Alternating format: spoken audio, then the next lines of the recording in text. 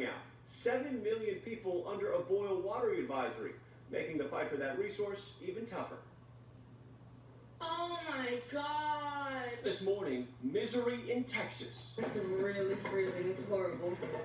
Millions statewide spending another night in the dark without electricity, heat, and for a growing number, running water. Flooding homes, only adding to the nightmare. State officials offering little guidance on when any of it will be over. Every source of power that the state of Texas has been compromised. Lavelle Traylor and her father Lewis have spent the past 4 days inside a cold, dark home using a single gas stove to stay warm. I know God is here, but who else? We're supposed to take care of our people. To the south in Houston and Galveston, millions being told to boil their water after outages impacted treatment plants. Going to be in this for a couple of more days. Emergency officials now fielding hundreds of calls related to carbon monoxide poisoning as people resort to desperate measures to stay warm. Do not use grills indoors and do not run your car inside your garage. And with limited water, even fire departments are struggling to battle blazes. They're running from one call to the next, trying to do the best that they can. The Lone Star State is alone in having its own power grid, allowing it to bypass federal regulations that would require safeguards for this exact type of cold weather. ERCOT, the nonprofit that operates the grid, admitting they are not able to compete with Mother Nature. ERCOT saw the storm coming. As storm blew in, it also did damage to the supply side. And that knocked us enough out of balance that we had to take on these outages. As difficult and damaging as they have been. The dangerous storms roaring across the country, leaving snow and bitter cold from Arkansas to Illinois.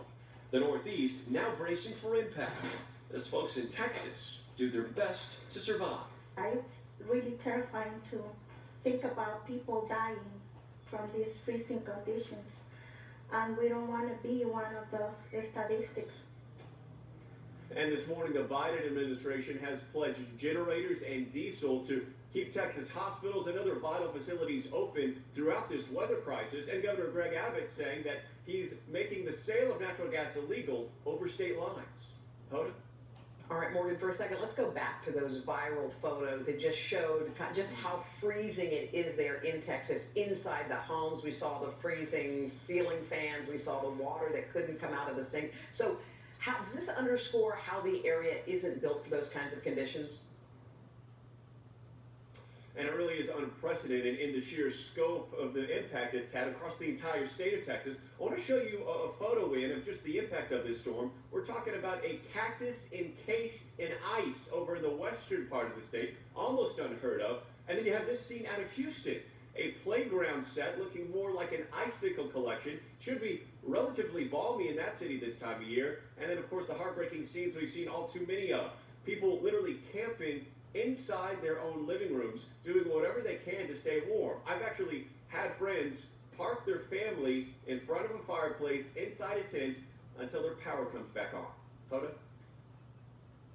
And you hear about people burning their own furniture so they can have more firewood. I mean, they're going to desperate measures. All right, Morgan, thank you so much. And allow emergency calls about carbon monoxide poisoning, people going in their garages to warm up any way they can. So the situation is very dire there, Dylan. It certainly is, and it's not going to really warm up to like 40s, 50s until we get into the weekend. So it is going to stay brutally cold. We are now watching the storm make its way into the mid-Atlantic and into the Northeast. It is snowing pretty good in Philadelphia, starting to coat the grounds there, and we are going to see that continue for the next several hours. But to add insult to injury, temperatures right now are below freezing across most of Texas, and we have just a little disturbance producing more snow and more ice. But the big event we're tracking for today is bringing that snow through New Jersey, through Maryland, through Delaware. We're seeing that icing, though, in areas like Virginia, where we already have about a half an inch up to 3/4 of an inch of ice coating the ground. A treacherous, dangerous situation there that will likely lead to some power outages as well.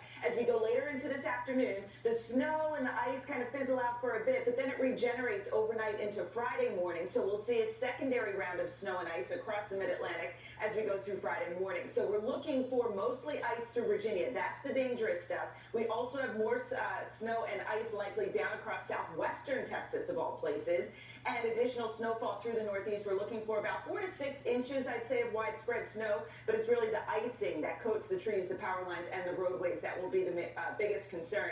But I'd say a widespread 4 to 6 inches, lesser amounts. I'd say as you go farther south where you see that changeover, and here is the ice we're talking about in Virginia and Maryland. I mean, at half an inch up to 3/4 to an inch of ice is just very, very dangerous. Savannah. All right, Dylan, thank you. We'll check back. The storm is also taking a toll on the vaccine push from coast to coast. The CDC is now reporting widespread delays. We've got in-depth coverage on that and the new battle over reopening schools. NBC national correspondent Miguel Almaguer is in Los Angeles with that. Miguel, good morning.